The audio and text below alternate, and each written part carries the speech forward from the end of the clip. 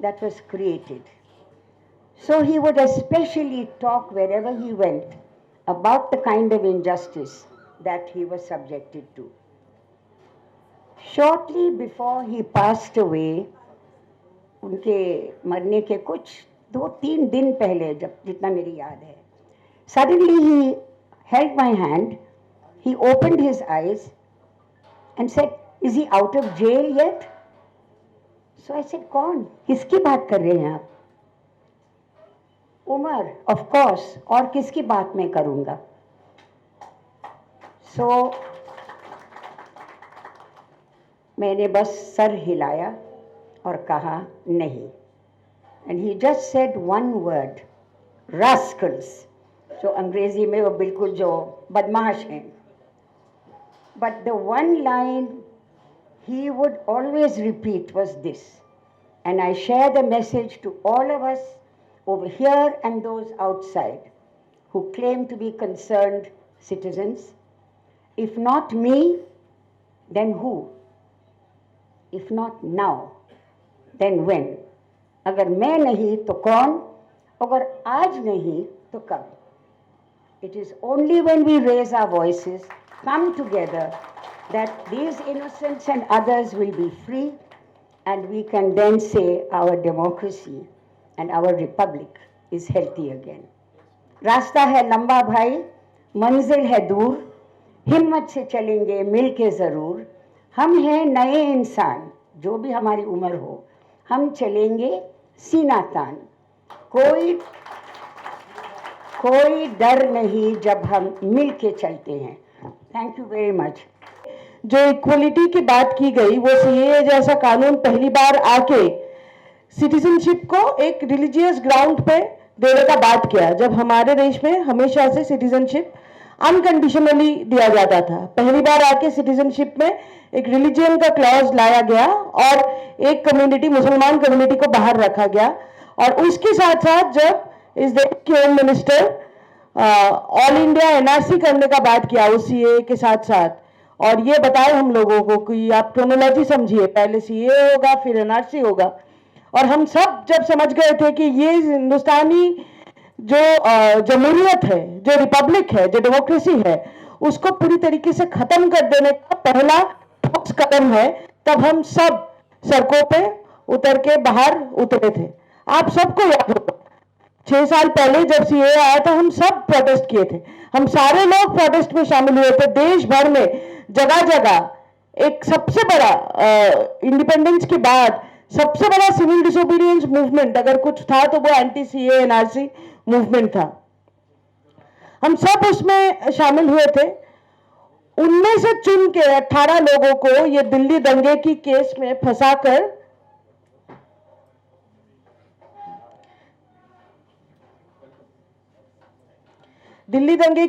फंसाकर आज तक उसको जेलों के पीछे रखा गया है. आज तक उस केस का ट्रायल तक शुरू नहीं हुआ है. वो केस पूरी तरीके से एक बोगस केस है. वो सबको पता है कि वो केस एक बोगस केस है. वो पुलिस को भी पता है, वो प्रोसिक्यूशन को भी पता है, वो शायद जज साहबों को भी पता है कि ये बोगस केस है. लेकिन फिर भी वो केस अभी तक इतना देर तक चल रहा है. मतलब चलना क्या, वो केस तो शुरू भी नहीं हुआ है, उसका ट्रायल शुरू भी नहीं हुआ है, क्योंकि यूएपीए जैसा कानून इस केस के दरमियान, इस केस के दायरे में लाया गया है, जो एक बहुत ही ड्रेकोनियन कानून है. तो उस कानून के चलते इस केस में जो लोग फंसे हुए हैं, कुछ लोगों को छोड़ के ज्यादा से ज्यादा लोगों को बेल भी नहीं मिला है. हम मानते हैं कि ये केस में शामिल जो लोग आज जेल में हैं, हमारे जितने भी सारे दोस्त आज जेल में हैं, वो वही लड़ाई लड़ रहे हैं अभी भी, जो सीएए के खिलाफ जो मुहिम हमने शुरू किया था सब मिलके. कुछ लोगों के लिए वो लड़ाई अभी भी चल रही है. अभी भी वो लोग जब जेल से बाहर कोर्ट में पेश होते हैं तब मतलब सर उठा के कोर्ट में आते हैं, हंसते हंसते हम सबसे मिलते हैं और हंसते हंसते जेल वापस चले जाते हैं। उनमें से कोई हिम्मत की कमी हम लोगों को नहीं दिखती है। उनमें से हिम्मत हमको मिलता है कि हम वापस आके इस हुकूमत के खिलाफ आवाज बुलंद करें। उस हिम्मत लेके हम वापस आते हैं। तो उन्हीं के लिए वो जो लड़ाई सीएए के खिलाफ चलना शुरू हुआ था, वही लड़ाई हम लड़ रहे हैं, आज भी लड़ रहे हैं। और ये लोगों को चुन चुन के, वो सारे एंटी सीए एक्टिविस्ट थे, वो कुछ लोग उनमें से स्टूडेंट्स थे, कुछ लोग स्कॉलर्स थे, कुछ लोग छोटे बिजनेसमैन थे, कुछ लोग तो पहली बार प्रोटेस्ट में शामिल हुआ था, उससे पहले कभी शामिल ही नहीं हुआ कोई प्रोटेस्ट में। फिर भी उन लोगों को चुन चुन के वो 18 लोग जिनको जेल में डाला गया, वो इसलिए डाला गया क्योंकि वो उस जो उतने बड़ा एक मुहिम जो हम छेड़े थे एक फांसीवादी सरकार के खिलाफ, जो सबसे बड़ा आंदोलन जो हम छेड़े थे, उसका एक हिस्सा था। तो उनको आज जेल में डाल के हम सबको ये सबक सिखाया जा रहा है कि आप अपनी आवाज दबा दें, आप चुप हो जाए। तो अगर हम चुप हो जाए, अगर हम ऐसे मीटिंग्स ना करें, अगर हम इस बारे में लिखना, इस बारे में आवाज उठाना बंद कर दे, तब वो एंटी सीए मूवमेंट जो हम शुरू किए थे वो फाइनली फेल हो जाएगा। कॉन्स्टिट्यूशन को बचाने का जो लड़ाई हम लड़ रहे थे वो फेल हो जाएगा। तो इसीलिए ऐसे मीटिंग्स बहुत जरूरी है, बार बार ये आवाज उठाना भी जरूरी है। और आप सबसे भी ये गुजारिश है कि ये आवाज जारी रहनी चाहिए, कि बार बार ये आवाज उठे, क्योंकि ये जो लड़ाई चल रहा है, ये लड़ाई उन चंद लोगों की लड़ाई नहीं है। 5 साल से एक इस देश में, एक डेमोक्रेटिक देश में एक केस चल रहा है जिसका ट्रायल तक शुरू नहीं हुआ है। और ये ट्रायल डिले कौन किया है हम सब जानते हैं कि ट्रायल की जिम्मेदारी किसकी है। ट्रायल की जिम्मेदारी प्रोसिक्यूशन की है।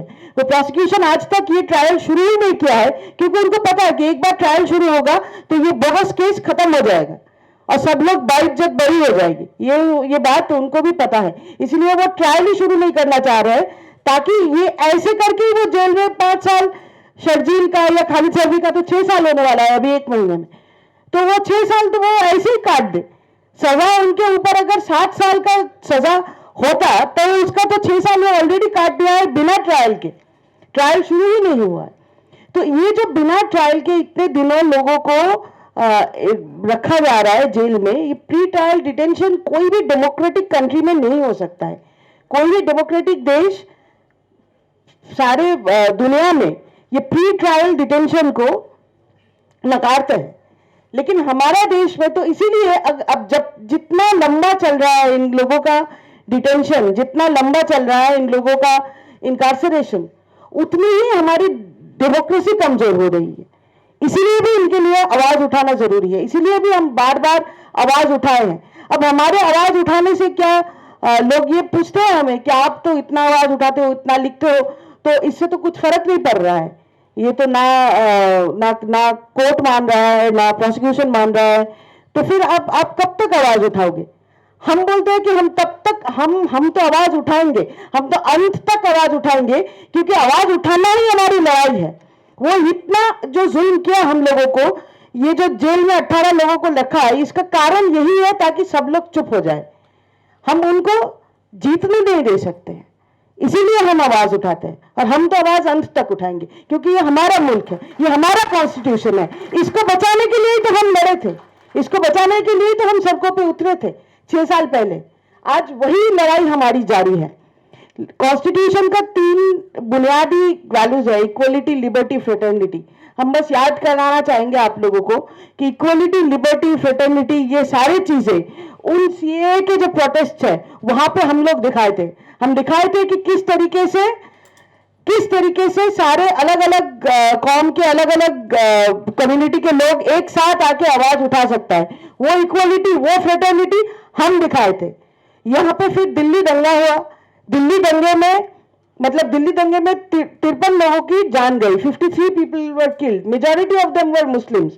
4 मस्जिदों को वहां के एकदम ध्वस्त कर दिया गया, कोई भी मंदिर पर हमला नहीं हुआ था। हम सब जानते हैं किसके ऊपर वो दंगा था। और आज उसके खिलाफ जब उसका पूरे दंगे की जिम्मेदारी आज सीए मूवमेंट पे डाल दिया गया। सीए मूवमेंट जो सबसे ज्यादा पीसफुल, सबसे ज्यादा डेमोक्रेटिक मूवमेंट था, उस पर डाल दिया गया। तो लिबर्टी, इक्वलिटी और बाकी रही बात लिबर्टी की, तो 5 साल लोगों को जेल में डाल के वो लिबर्टी का भी वो धज्जिया उड़ा दिया है। तो लिबर्टी, इक्वलिटी, फ्रेटर्निटी, इसके लिए हम लड़े थे सीए मूवमेंट में, और आज भी हमारी वही लड़ाई चल रही है। वो लिबर्टी, इक्वलिटी, फ्रेटर्निटी तीनों को ध्वस्त कर दिया है। लेकिन यही तो जंग है, यही तो जंग है उनके साथ हमारा। हम डेमोक्रेसी के पक्ष में खड़े हैं, हम कॉन्स्टिट्यूशन के पक्ष में खड़े हैं, इसीलिए हम आवाज उठा रहे हैं और आवाज उठाते जाएंगे, आगे भी उठाते जाएंगे। और इस हमारे इस आवाज के सामने कोर्ट भी झुकेगा, ये हुकूमत भी झुकेगी। ये उम्मीद रखना बहुत इंपॉर्टेंट है, और इसी उम्मीद के चलते हम आई विल होप दैट आप सब लोग हमारे आवाज से आवाज मिलाएंगे कि हमारी डेमोक्रेसी के लिए हमारी लड़ाई चलती रहेगी। जो पीसफुल लड़ाई हम डेमोक्रेसी के खिलाफ शुरू किए, हम डेमोक्रेसी के लिए जो हम शुरू किए थे, जो पीसफुल मूवमेंट सीए के टाइम शुरू किए थे, हम तो वही लड़ाई लड़ रहे हैं। जेल में बंद हमारे साथी भी वही लड़ाई लड़ रहे हैं, जेल के बाहर भी हम वही लड़ाई लड़ रहे हैं। तो वही लड़ाई आज भी हमारा चल रहा है। आज का मीटिंग भी उसी लड़ाई का ही एक पार्ट है।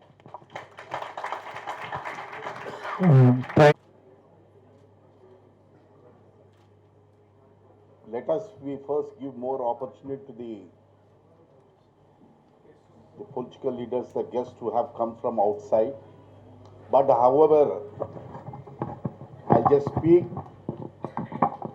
for a few minutes. Friends, as usual, I thought today is the 17th, we have a meeting, but I thought that definitely we get a call from the intelligence department that अरे भाई आप लोग यहाँ meeting लगा रहे without permission. ये जो मैं सोचा था जरूर ये फोन कॉल आएगा, वैसे ही सुबह में हमारे डॉक्टर साहब को कॉल आया, अरे how you are organising this meeting,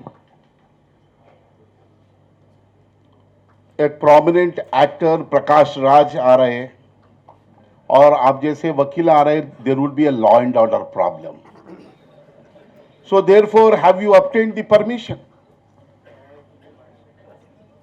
जब हमारे डॉक्टर साहब मुझे फोन करके पूछते बोला, you see to organize a hall meeting there is no need of any permission.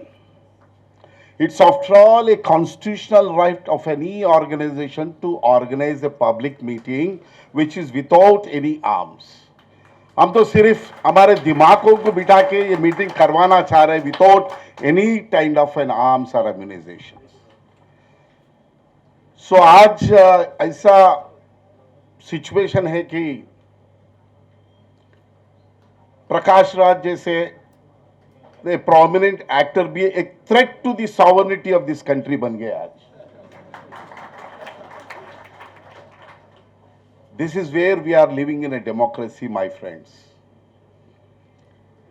जैसे अभी जो हमारी sister speaker, she has said rightly, all these, what is the reason for, many people feel that बहुत सारे लोग educated हो, intellectuals हो, they go on ask the question, since I am a lawyer, अरे भाई 5 साल 4 साल से जेलों में रहे तो कितना ग्रेविटी रह सकेगा वो केसेस पे, that to the cases which are booked under UAPA, मतलब बहुत बड़े खतरनाक लोग हो सकते हैं, मे बी टेररिस्ट हो सकते हैं, उन लोग देश के खतरे के लोग हो सकते हैं। That might be the reason judiciary भी जजेस क्यों बेल नहीं। बहुत सारे लोगों को 90% of the population of this country they feel that the Indian judiciary बहुत सेंसिटिव है, हकों को कानूनों को बहुत इज्जत करती है बोल के सोच रहे आजकल। लेकिन my friends, I wanted to tell you, if you see the charge sheet of the Delhi riots, there is no physical violence from any of these persons. ये चार्जशीट में एक कुछ ऐसी विटनेसेस ने कि कुछ इंक्रिमिनेटिंग एविडेंस उनके खिलाफ है, कुछ ऑफेंसेस वो करे सो है, बिकॉज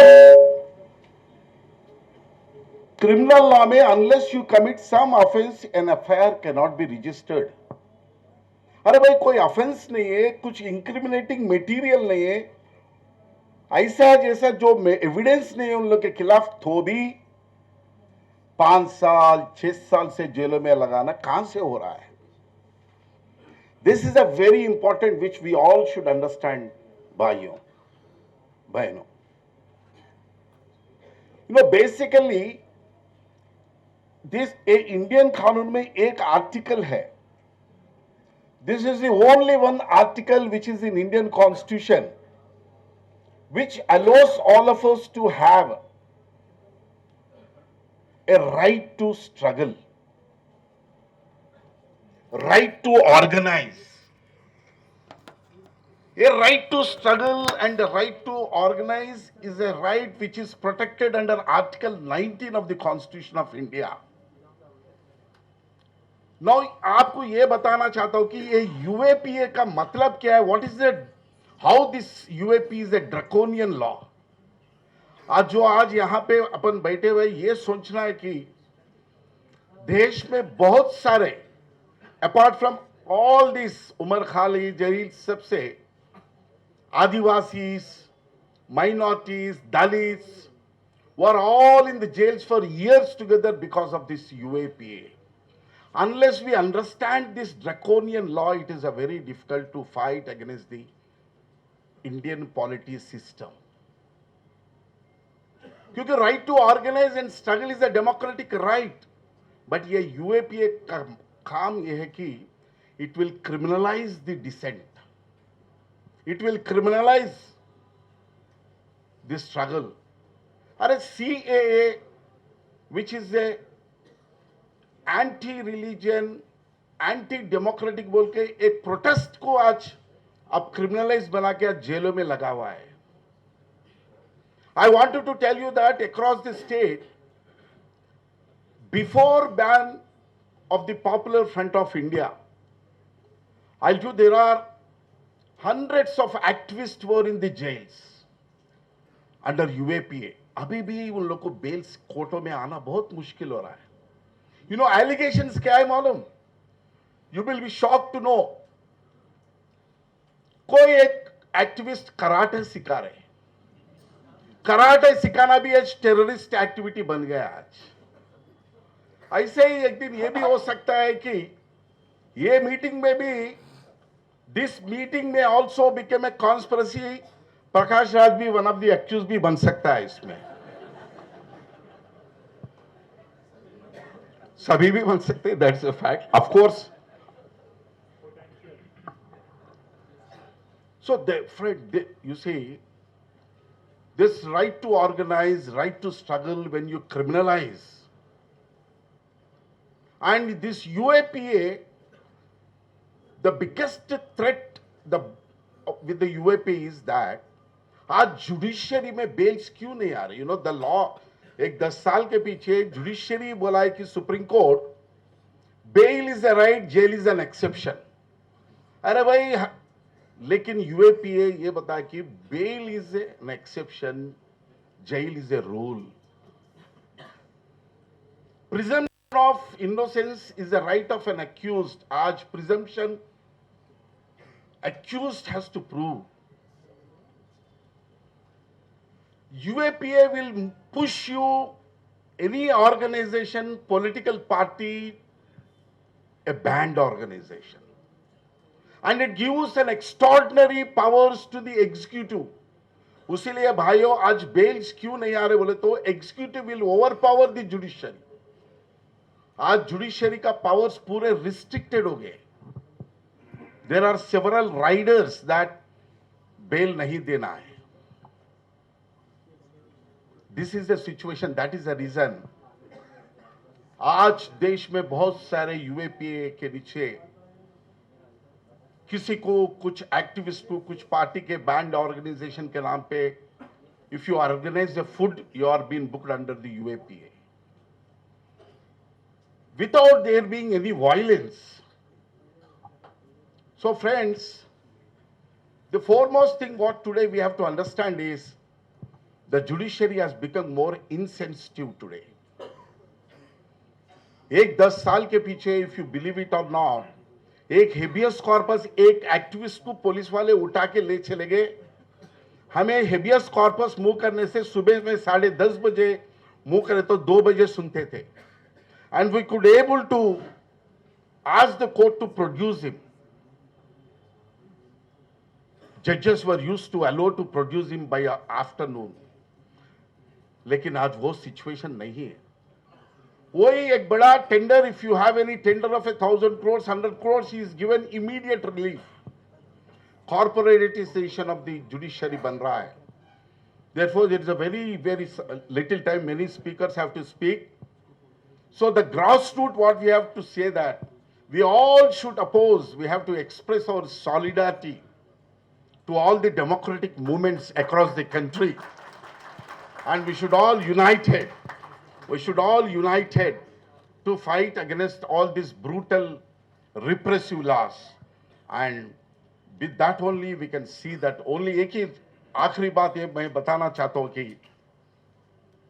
जुडिशरी हो कुछ भी हो, unless there is a huge political movement outside, अगर unless there is a political struggle outside, जो आज जेलों में है वो सब जेल में बेल से बाहर नहीं आते। अपना स्ट्रगल से ही judiciary will come to an understanding that there is no alternative except to grant them bail.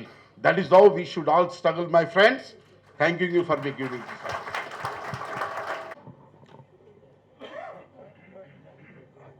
हाज़रीन, dais पर तशरीफ़ फरमा हुकूक़ इंसानी के तहफ़्फ़ुज़ के अलमबरदार भाइयों बहनों, अस्सलामु अलैकुम वरहमतुल्लाहि वबरकातुहू। अभी हमारे दरमियान में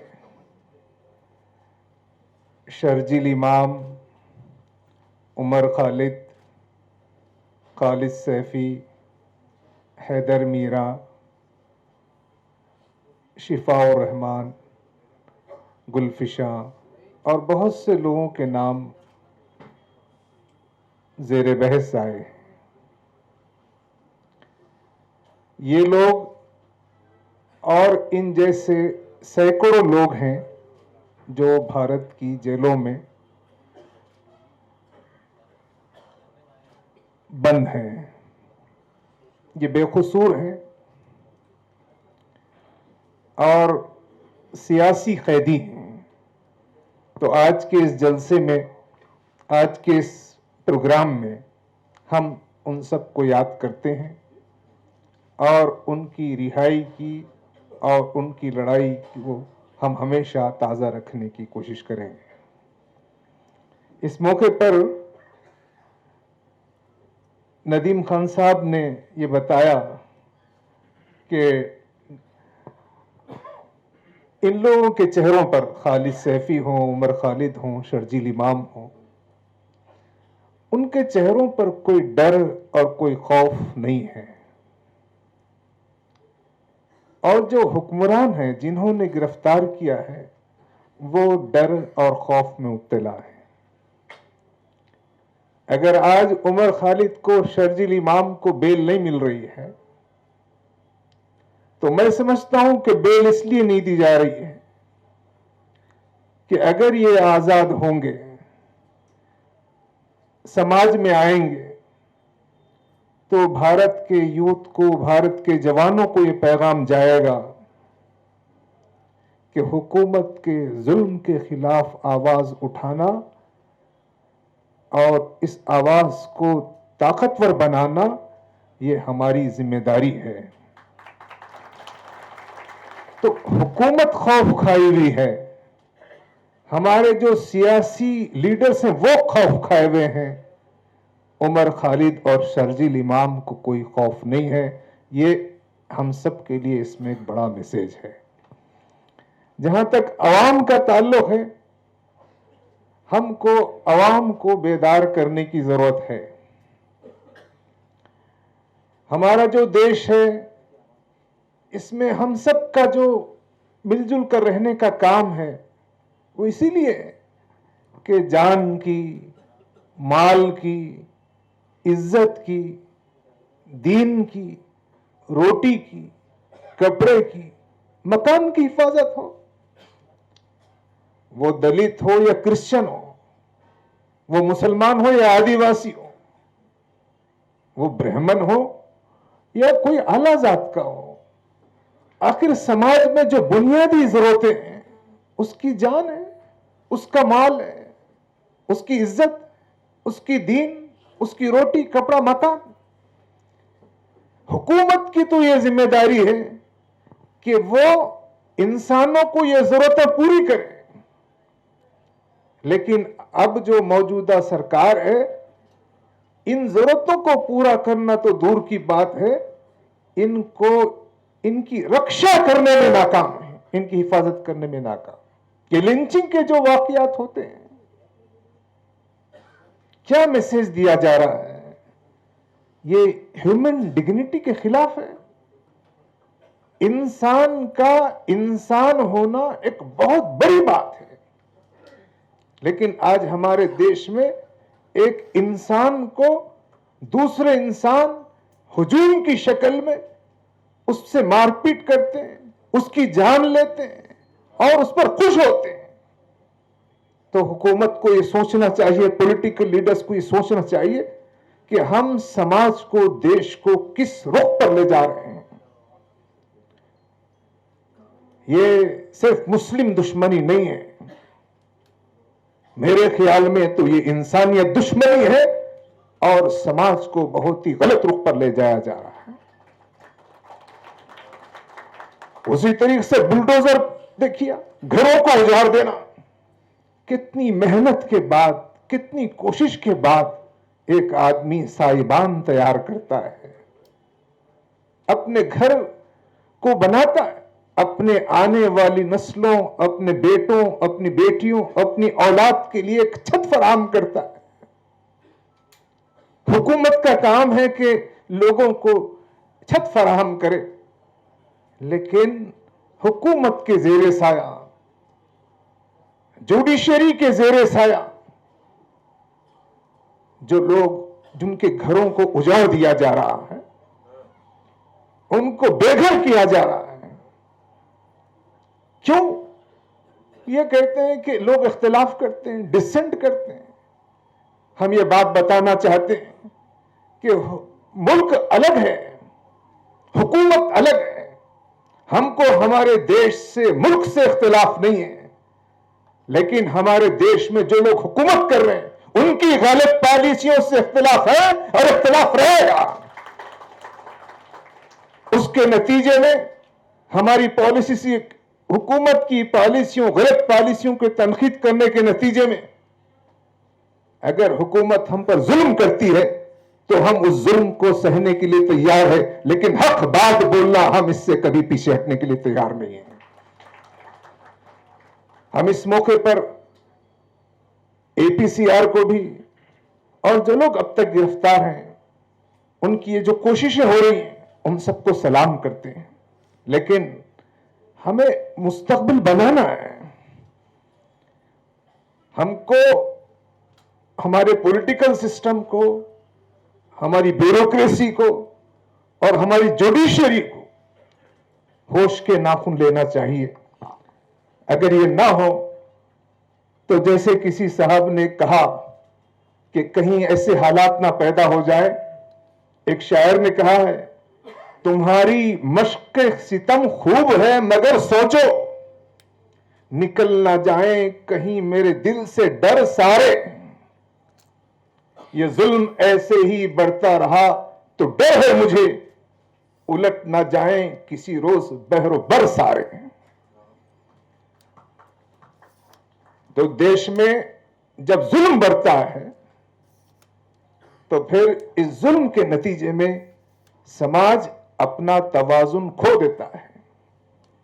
मैं इस मौके पर जो हमारा देश में जो खास तौर पर जो राइट विंग हिंदुत्व की, जब हिंदुत्व की हुकूमतें नहीं थी, जब भी इंसानी हुकूक की पामाली होती थी, हम बुनियादी तौर पर इंसानी हुकूक की पामाली के खिलाफ हैं। लेकिन इन दिनों जो इंसानी हुकूक की पामाली है उसको लेजिटिमाइज करने की कोशिश की जा रही है। आप देखेंगे कि जो लिंचिंग के शिकार थे अखलाक, उसके जो लिंचिंग करने वाले थे उनके ऊपर जो केसेस थे, यूपी की हुकूमत ने उन केसेस को विड्रॉ करने की बात पेश की है अदलिया में। तो ये जो मुल्क है, इस मुल्क में इंसानियत, इंसानी हुकूक और हर एक को एकसा मौका, एकसा इज्जत, इसको फराहम करना, इसके लिए बेदारी, इसके लिए हम सबको जुड़ना और हम सबको अवामी जद्दोजहद करना है। क्योंकि ये जो पॉलिटिकल सिस्टम है, ब्यूरोक्रेसी है या जुडिशरी है, इस पर भी अवामी जद्दोजहद के असरात पड़ते हैं। हम ये न समझें कि अगर हमने कोई कोशिश न की तब भी पॉलिटिक्स सही रहेगी, ब्यूरोक्रेसी सही रहेगी, जुडिशरी सही रहेगी, ऐसा नहीं है। जुडिशरी पर भी अवामी जद्दोजहद के असरात पड़ते हैं, इसलिए अवाम को ताकतवर बनना पड़ेगा। ये आज जो हुक्मरान है, ये अवाम की ताकत से अवाम पर जुल्म कर रहे हैं। हमको अवाम की ताकत से इनके जुल्म से रोकने की कोशिश करना है। तो आज का ये जो जलसा है, ये एक दिन की, एक मौके की मीटिंग नहीं है। बेशक हम उन तमाम गिरफ्तार भाइयों की याद करते हैं, उनकी रिहाई की दुआ करते हैं, उनकी रिहाई की कोशिश करेंगे और हमारे एपीसीआर के बहुत से लोग उन कामों में मशगूल हैं। और देश भर में जहां जहां भी जुल्म होता है वहां एपीसीआर पहुंचने की कोशिश करती है। एपीसीआर क्या है? वो आप हैं, मैं हूं। तो हमको अपने खौल से बाहर आना चाहिए और जुल्म के खिलाफ एक बड़ी लड़ाई हमको लड़नी होगी।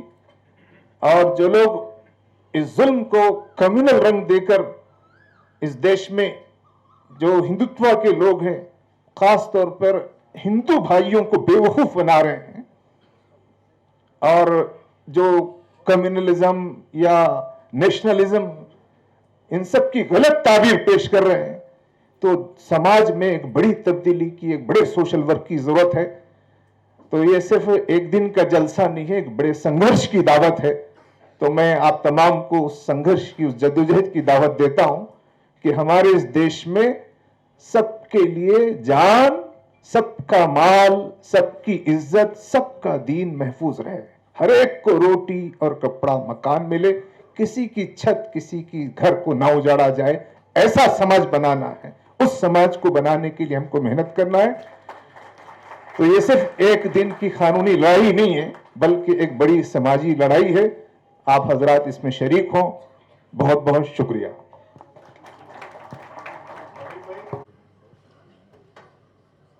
Dear friends, at the very outset, let us all condemn these arrests. It's very surprising. Take a look at their age. They are all very young. And also take a look at their political activities. None of them are associated with any communal organization. They have an association with various political parties. Some of them are pronounced leftists, and they're all against religious beliefs itself. Now their only crime is that they campaigned against CAA. That is the only reason why they were all arrested. And they were all arrested because, they were protesting against the Delhi riots. And interestingly, they were arrested in Delhi riots case. And in Delhi riots case, normally in case of any riot, people are detained under certain criminal activities, acts, and detained based on those criminal charges. But in this particular case, they were all detained under UAPA. You may not be knowing what this act is. Under this act, you can be arrested, you can be detained without bail, you can be kept in jail without any hearing at all, and those were the sections under which they were all arrested and kept in jail. And I am just now told that their bail application was once again rejected. So this is the condition. I would only like to say 2-3 points and then close my speech. Number one, no person can be arrested and punished without any valid charges. All of them are arrested and kept in prison. Number two, you can be kept in prison but cannot be denied bail. Even if there are charges against a person, bail cannot be denied. Deliberately they are all booked under UAPA so that the bail can be denied. उन लोगों को bail नहीं मिलता. 5 साल से case चलता है लेकिन किसी को बेल नहीं मिलता, केस का हियरिंग भी शुरू नहीं होता. ये हालत है वहां.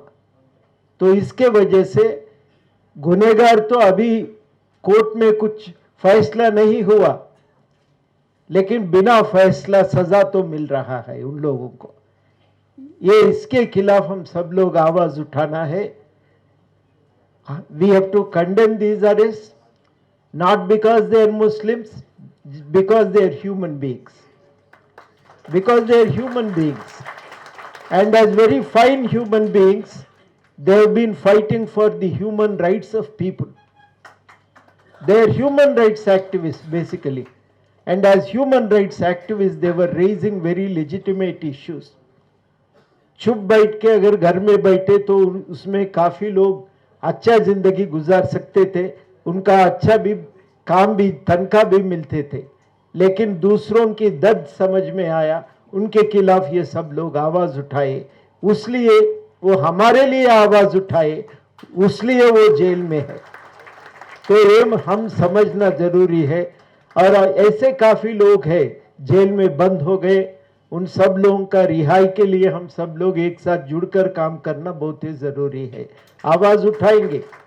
मैं ये चाहता हूं एक छोटा सा किताब ले आना जरूरी है जिस सेक्शंस उनके ऊपर डाले, और ये जो अरेस्ट हो गए उन आदमियों के छोटा सा बायोडाटा लेकर के एक छोटा सा किताब ले आए तो और भी इसके खिलाफ आवाज उठाने वाले लोग और भी ज्यादा लोग रहते, और भी ज्यादा लोग रहते. वो काम करना जरूरी है, वो एक काम करेंगे. दूसरा, ये मीटिंग हर जगह रखेंगे, थोड़ा तफसील में जो बात कर सके इनकी डिटेंशन के बारे में, उन ऐसे लीगल एक्सपर्ट्स को भी हम बुलाना जरूरी है. ऐसे लोगों को भी बुलाएंगे. लेकिन एक तो काम हम जरूर मिलकर करना है कि ये लोगों को रिहा करना, ये हमारा एक ही डिमांड है. ये डिमांड के साथ मिलकर काम करने के लिए मैं तैयार हूं. आप भी तैयार है क्या? We are all ready, and we are all ready. We are protesting because they are finest human beings, because they fought for human rights, because they fought for their fellow human beings. That is why we are protesting, and let us remember that and let us work together. Thank you. अपनी जगह लेता हूँ. बहुत सारी बातें हुई हैं, मुझे लगता है वो भी मेरे जहन में है. मैं बहुत सारी बातें करना चाहता हूँ, लेकिन मुझे लगता है वो या तो हो चुकी हैं या हो जाएंगी. इस नज़्म का उन्वान है मैं इनकार करता हूँ. कि तुम गोलियों से हमें मार जरूर सकते हो. तुम गोलियों से हमें मार जरूर सकते हो, मगर गोलियों से हमन मर जाए ऐसा जरूरी नहीं है. तुम गोलियों से हमें मार जरूर सकते हो, मगर गोलियों से हमन मर जाए ऐसा जरूरी नहीं है. ऐसा जरूर है कि मौत से हमन खौफ खाता है. ऐसा जरूर है कि मौत से हमन खौफ खाता है, मगर खौफ खा के हमन डर जाए ऐसा जरूरी नहीं है. मगर खौफ खा के हमन डर जाए ऐसा जरूरी नहीं है. मैं आदम और हवा की संतान, मैं आदम और हवा के संतान, मेरा मादरे वतन हिंदुस्तान, मोहम्मद मेरा नबी, अल्लाह मेरा खुदा, अम्बेडकर मेरा शिक्षक, बुद्ध मेरा शुरू, नानक मेरा गुरु, अमन मेरा मजहब, इश्क मेरा ईमान। मैं खौफ खा के डर जाने से, बेमौत मारे मर जाने से इनकार करता हूं। मैं खौफ खा के डर जाने से, बेमौत मारे मर जाने से इनकार करता हूं, और मैं जुल्म से इनकार करता हूं। मैं जुल्म से इनकार करता हूं कि जुल्म से इनकार करना इनकलाब की ओर बढ़ा हुआ पहला कदम है। मैं जुल्म से इनकार करता हूं कि जुल्म से इनकार करना इनकलाब की ओर बढ़ा हुआ पहला कदम है। मैं कदम पीछे हटाने से इनकार करता हूं। मैं कदम पीछे हटाने से इनकार करता हूं, और मेरी जान का फैसला 7 घंटे की एक संसद सत्र से हो, मुझे मंजूर नहीं। मेरी जान का फैसला 7 घंटे की एक संसद सत्र से हो, मुझे मंजूर नहीं। और मेरी पहचान का फैसला किसी पहचान पत्र से हो, मुझे मंजूर नहीं। मैं ऐसे संसद सत्रों से, मैं ऐसे पहचान पत्रों से इनकार करता हूं। और मेरे ही वतन में मुझे हक के बजाय भीख दिया जाए, मुझे मंजूर नहीं। मेरे ही वतन में मुझे हक के बजाय भीख दिया जाए, मुझे मंजूर नहीं। और मुझे किसी नाम की तरह किसी रजिस्टर पर लिख दिया जाए, मुझे मंजूर नहीं। मुझे फकत किसी नाम की तरह किसी रजिस्टर पर लिख दिया जाए, मुझे मंजूर नहीं।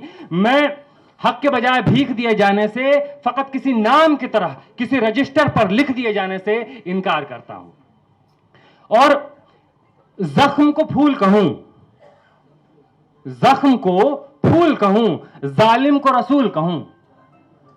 जख्म को फूल कहूं, जालिम को रसूल कहूं, कर्फ्यू को जमहूरियत, नफरत को उसूल कहूं।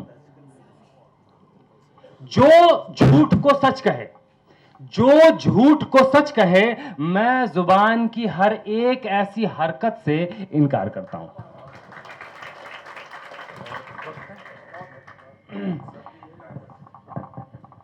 ये आखिरी नज्म है, इसका उन्वान है सब याद रखा जाएगा।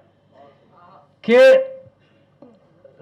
सीए की बात हुई तो मुझे लगता है ये नज्म पढ़ना चाहिए कि सब याद रखा जाएगा, सब याद रखा जाएगा, सब याद रखा जाएगा, सब कुछ याद रखा जाएगा, सब याद रखा जाएगा, सब कुछ याद रखा जाएगा। और तुम्हारी लाठियों और गोलियों से जो कत्ल हुए हैं मेरे यार सब, तुम्हारी लाठियों और गोलियों से जो कत्ल हुए हैं मेरे यार सब, उनकी याद में दिलों को बर्बाद रखा जाएगा। सब याद रखा जाएगा, सब कुछ याद रखा जाएगा, सब याद रखा जाएगा, सब कुछ याद रखा जाएगा। और तुम स्याहियों से झूठ लिखोगे, हमें मालूम है, तुम स्याहियों से झूठ लिखोगे, हमें मालूम है, हो हमारे खून से ही हो सही, सच जरूर लिखा जाएगा। सब याद रखा जाएगा, सब कुछ याद रखा जाएगा। और मोबाइल टेलीफोन इंटरनेट भरी दोपहर में बंद करके, मोबाइल टेलीफोन इंटरनेट भरी दोपहर में बंद करके, सर्द अंधेरी रात में पूरे शहर को नजरबंद करके, हथौड़ियां लेकर दफतन मेरे घर में घुस आना, हथौड़ियां लेकर दफतन मेरे घर में घुस आना, मेरा सर बदन मेरी मुख्तसर सी जिंदगी को तोड़ जाना, और मेरे लखते जिगर को बीच चौराहे पे मारकर, मेरे लखते जिगर को बीच चौराहे पे मारकर यूं बेअंदाज झुंड में खड़े होकर मुस्कुराना। सब याद रखा जाएगा, सब कुछ याद रखा जाएगा, सब याद रखा जाएगा, सब कुछ याद रखा जाएगा। और दिन में मीठी मीठी बातें करना सामने से, दिन में मीठी मीठी बातें करना सामने से, सब कुछ ठीक है हर जबान में तुतलाना। दिन में मीठी मीठी बातें करना सामने से, सब कुछ ठीक है हर जबान में तुतलाना। रात होते ही हक मांग रहे लोगों पे लाठियां चलाना, गोलियां चलाना, हम ही पे हमला करके हम ही को हमलावर बताना, हम ही पे हमला करके हम ही को हमलावर बताना। सब याद रखा जाएगा, सब कुछ याद रखा जाएगा। और अब मैं अपनी हड्डियों पे लिख के रखूंगा ये सारे वारदात, मैं अपनी हड्डियों पे लिख के रखूंगा ये सारे वारदात। तुम जो मांगते हो मुझसे मेरे होने के कागजात, अपनी हस्ती का तुमको सबूत जरूर दिया जाएगा। ये जंग तुम्हारी आखिरी सांस तक लड़ा जाएगा। ये जंग तुम्हारी आखिरी सांस तक लड़ा जाएगा, सब याद रखा जाएगा, सब कुछ याद रखा जाएगा। और यह भी याद रखा जाएगा कि किस किस तरह से तुमने वतन को तोड़ने की साजिशें की। यह भी याद रखा जाएगा कि किस किस तरह से तुमने वतन को तोड़ने की साजिशें की। और यह भी याद रखा जाएगा कि किस किस जतन से हमने वतन को जोड़ने की ख्वाहिशें की। और जब कभी भी जिक्र आएगा जहां में दौर बुज़दिली का, जब कभी भी जिक्र आएगा जहां में दौर बुज़दिली का, तुम्हारा काम याद रखा जाएगा। और जब कभी भी जिक्र आएगा जहां में तौर जिंदगी का, हमारा नाम याद रखा जाएगा। हमारा नाम याद रखा जाएगा कि कुछ लोग थे जिनके इरादे टूटे नहीं थे लोहे की हथौड़ियों से, कि कुछ लोग थे जिनके इरादे टूटे नहीं थे लोहे की हथौड़ियों से, कि कुछ लोग थे जिनके जमीर बिके नहीं थे इजारादारों की कौड़ियों से, कि कुछ लोग थे जो डटे रहे थे तूफान नूह के गुजर जाने के बाद तक, कि कुछ लोग थे जो डटे रहे थे तूफान नूह के गुजर जाने के बाद तक, कि कुछ लोग थे जो जिंदा रहे थे अपनी मौत की खबर आने के बाद तक, कि कुछ लोग थे जो जिंदा रहे थे अपनी मौत की खबर आने के बाद तक। और भले भूल जाए जमी अपनी धूरी पे घूमना, भले भूल जाए पलक आंखों को मूंदना, भले भूल जाए जमी अपनी धूरी पे घूमना, हमारे कटे परों की परवाज को, हमारे फटे गलों की आवाज को याद रखा जाएगा। हमारे फटे गलों की आवाज को याद रखा जाएगा। और तुम रात लिखो हम चांद लिखेंगे, तुम रात लिखो हम चांद लिखेंगे, तुम जेल में डालो हम दीवार फांद लिखेंगे। तुम रात लिखो हम चांद लिखेंगे, तुम जेल में डालो हम दीवार फांद लिखेंगे।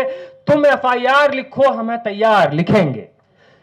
और तुम हमें कत्ल कर दो, यूं करो तुम हमें कत्ल कर दो, हम बन के भूत लिखेंगे, तुम्हारे कत्ल के सारे सबूत लिखेंगे।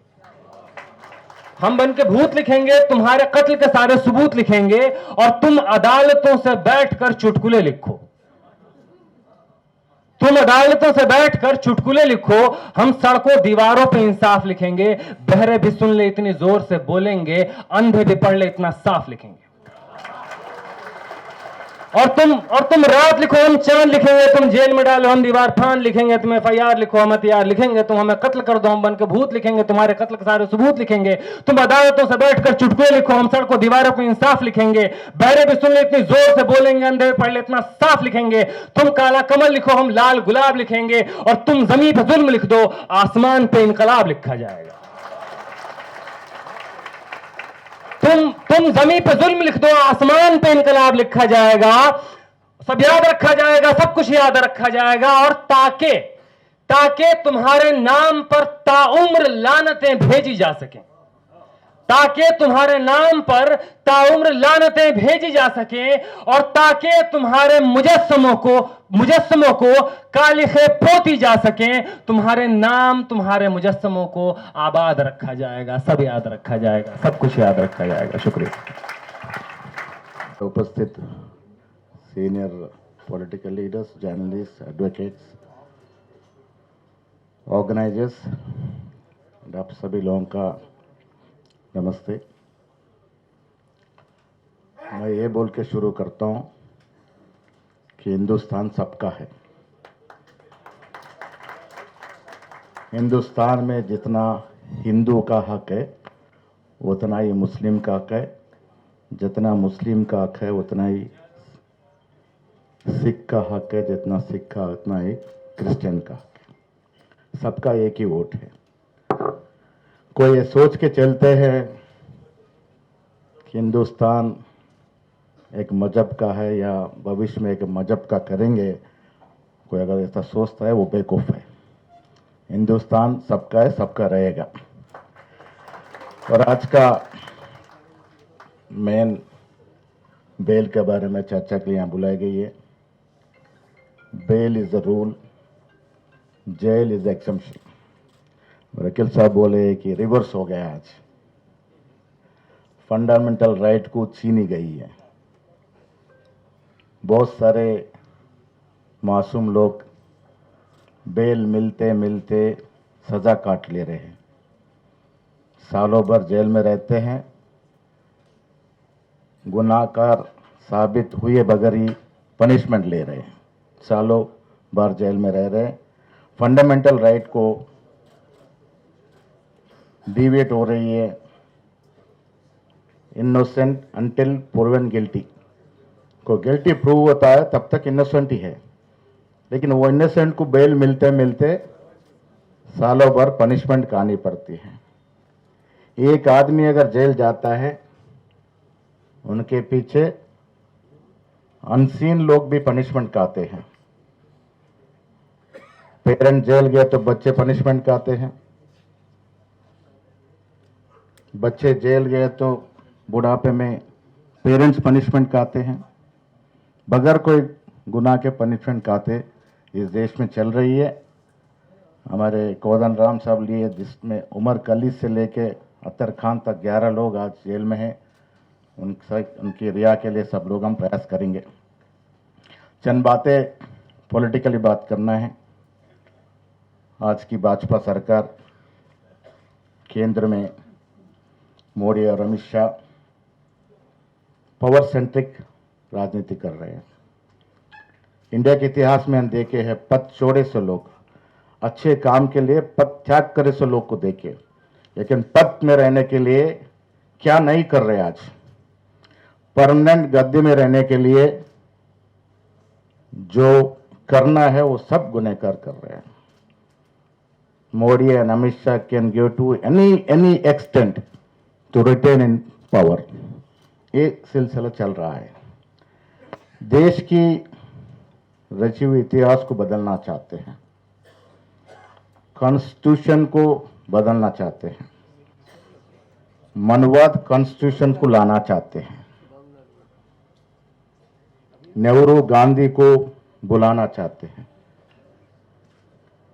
नेहरू जैसा विजनरी लीडर को, उनकी हिस्ट्री को कलंकित करना चाह रहे हैं। गांधी जी को बुलाने के लिए आज मनरेगा के नाम से गांधी जी के नाम को हटाया जा रहा है। सत्ता में रहने के लिए जो काम नहीं करना, वो हर काम करते हुए आज राजनीति चला रहे हैं। 2014 में मोदी जी श्री राम के नाम पे सरकार में आए, हिंदू मुस्लिम के बीच में गैप को बढ़ाते हुए, हिंदू वोट को पोलराइज करते हुए सत्ता में आए। चलो 2014 में श्री राम जी के नाम पे सत्ता में आए, 12 साल हो गए, 12 साल हुकूमत में थे। आज भी 12 साल करे सो कामा बोल के सत्ता में आना नहीं चाहते। आज भी श्री राम जी की, हनुमान जी की प्रयास से ही सत्ता में आना चाहते हैं। हिंदू मुस्लिम को डिवाइड करके मुस्लिम के ऊपर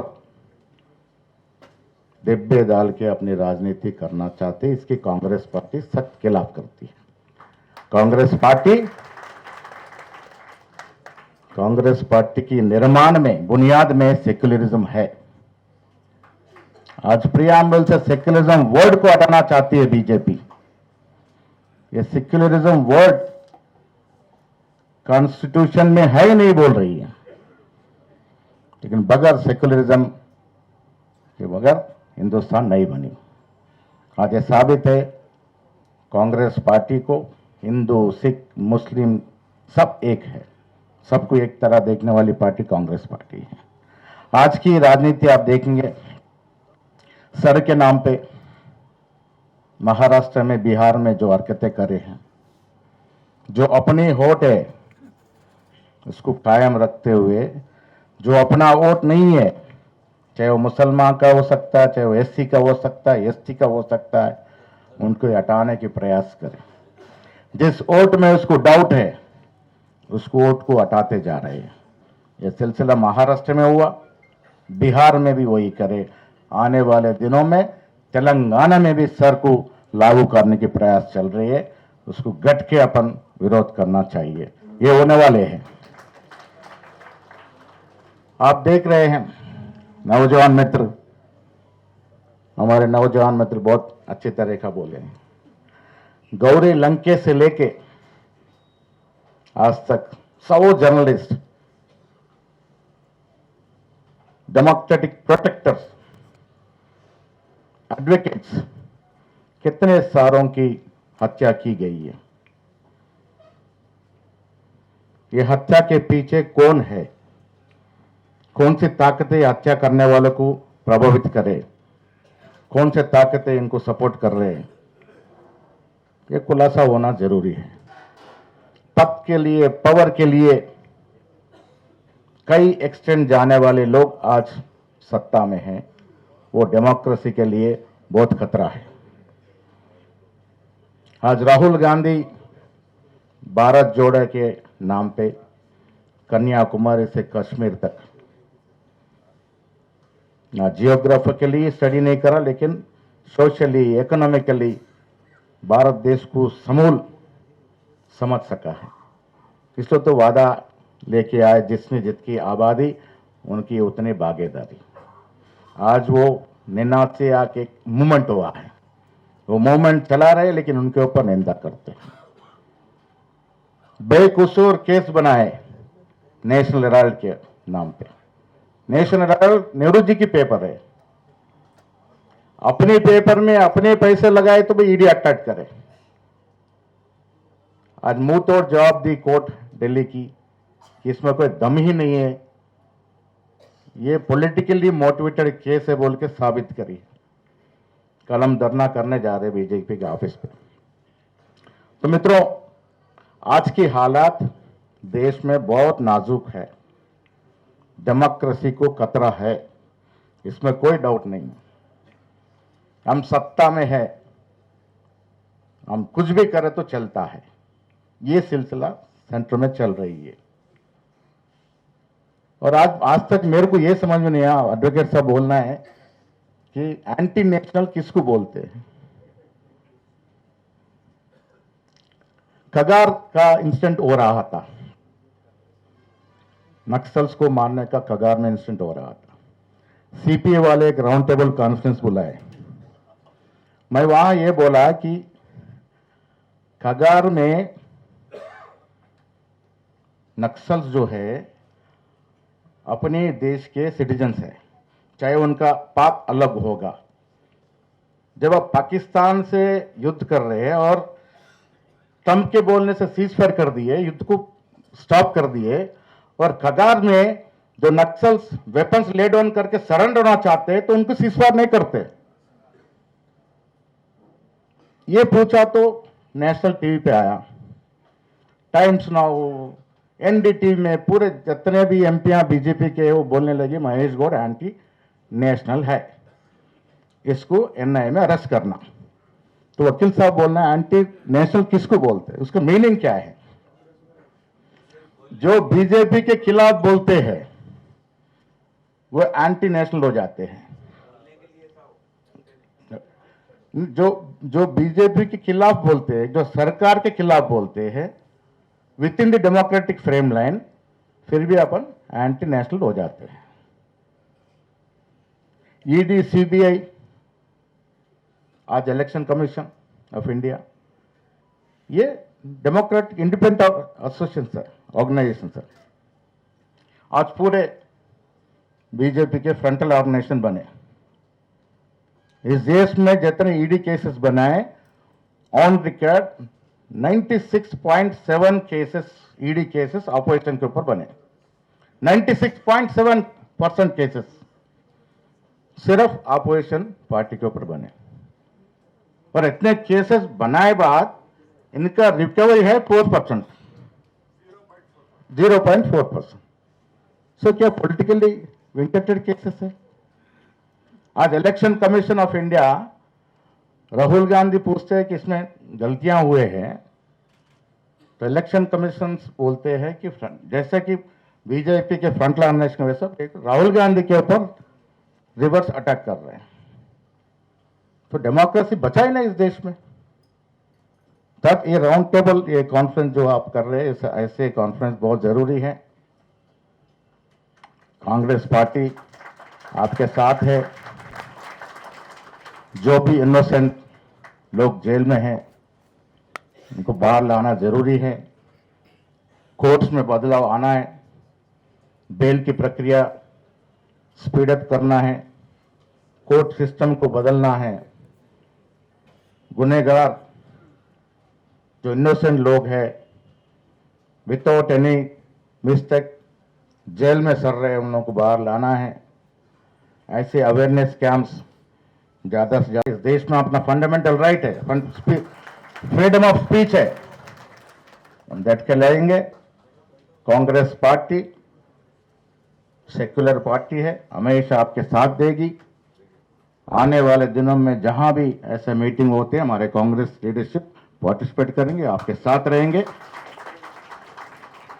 और इस ऑर्गेनाइजेशंस को जो भी आज मीटिंग करे हैं सबका मैं धन्यवाद करता हूं। देवेंद्र यादव जी कल फोन कर रहे थे कि इंपॉर्टेंट मीटिंग है आपको जाना है, तो कल आने का था, मेरे फ्लाइट्स पूरे कैंसिल थे दिल्ली से। आज इवनिंग 4:30 को आते मैं फ़ोन करके बोला मीटिंग में ज़रूर आ रहा हूँ। तो ऐसे मीटिंग में पार्टिसिपेट करना भी एक भाग्यवान कार्यक्रम है। लोगों को चेतावनी करने का, ऐसे प्लेटफॉर्म में बात करके अलर्ट करने का मौका मिलना ही बड़ी बात है। उनके लिए मैं शुक्रगुजार हूँ। Thank you very much. Good evening everyone. मेरा हिंदी इतना अच्छा नहीं है,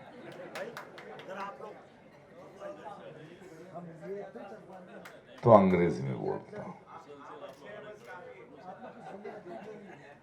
गुड इवनिंग एवरीवन। अरे यार हिंदी नहीं आता है, क्या करूं? चल ना। As I entered the hall, I met Amir. And I said, hi. He hugged me and said, don't tell me you know me, you have never met me.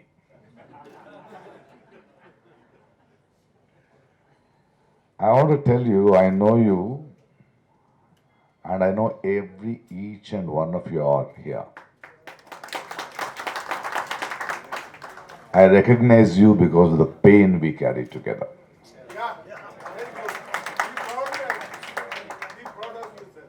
I recognize each one of you because of the resilience we continue to fight. A few months back, I was in Delhi talking for the political prisoners. I don't want to talk about Umar Khalid today. Everybody speaks, we all know who he is. I would like to repeat what I said in Delhi. Please try to understand whatever is happening in this country is a preparation of a genocide. They want to wipe out Musliman. They want to wipe out tribal people, minorities. That is their agenda. We may talk of rules, regulations, nothing matters to them. They don't have a conscience.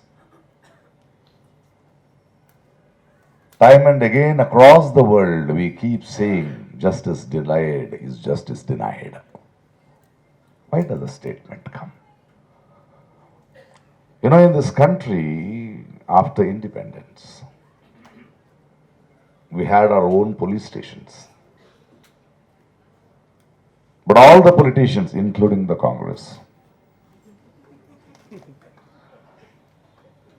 they created such an unlawful, arm-twisting, corrupt police stations that common man was afraid to go to a police station.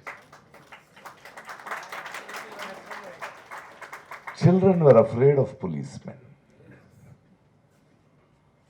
But then till the last 2 decades or 1.5 decades back, we used to always hear a word when there was an atrocity, when somebody was wanted to silence us. when somebody wanted to, use power against us, we used to say, we will see you in the court. Why were we saying we will see you in the court? Because court was the last hope for us. Court was the last hope. We were sure we will get justice in the court. We were sure that a court does not belong to a political party, does not belong to the ruling government, does not belong to any religious institution. But sadly today, I dare give this statement on this dais. Shame on you, the courts of India. Because you are committing the biggest crime, killing justice. Chronology, you see it, no? You are fighting BJP, don't fight BJP. You have to fight the RSS. I had a very interesting political analyst who was talking to me that why Hitler failed, why Mussolini failed. Because they started a political party. They were a political party. Here RSS is not a political party. I was reading and making a play out of Panchatantra. There is one pond and there is a Rakshas inside it who can't be seen. But there is a lotus on top of it. You are fighting with the lotus. Fight with the strength which gives to that lotus, which is deep down. All your fight against the system, against the judges, nothing will work. There is one organization in this country who don't even have one or two names to claim they fought for the freedom of this country. There's not even one name, and they will never hoist our Indian flag. Recently, I got a letter from Prime Minister Modi, email. Most of you must have got it. On 26th, I got irritated at first because it is my personal ID, email ID. How dare? He's not my friend, definitely. And I have not shared my email ID with him. So he has my data, or his email managers have a data. I said, चलो प्रधानमंत्री ने लिखा है कुछ तो पढ़ लेंगे. A letter full of lies. Beautiful lies. He says, if there was no constitution of this country, I would not have come up to this stage from the small beginnings. Ambedkar is the greatest man. Mahatma Gandhi is the greatest man. What a liar he is. Then I remembered the visuals of the day before that, on 25th, on the Ram Mandir, there was a flag being hoisted. The prime ministers of this country and the RSS chief were there. I have not voted for him, but still he is my prime minister. That's why I'm saying our prime minister. His hands were shivering, seeing that flag going up. Bharat Dwaj flag. My friend said, Prakash, your friend is not well. Why don't you tweet? I said, no. I am just observing what reverence he has for that flag, for his idea of Hindutva. I am wondering, does this man really have this reverence to our national flag? No, their agenda is different. Their agenda is genocide. Their agenda is to bring the Manusmriti. Their agenda is to change the constitution because they are not comfortable with that. They want you me, Umar, everyone to be the secondary citizens. Be aware, and through this media, I am telling to the common man, be aware, be careful. Today they are coming for the Muslims. Tomorrow they will come to you. The only way is to continue to raise our voices, because it is chronology, you should understand, it's very clear. Gauri Lankesh was killed. All the 13 have been arrested. The weapon has been found. And it is proved it was a series of killing of Gauri, Pansare, Dabolkar, Kalburgi. All who spoke against RSS.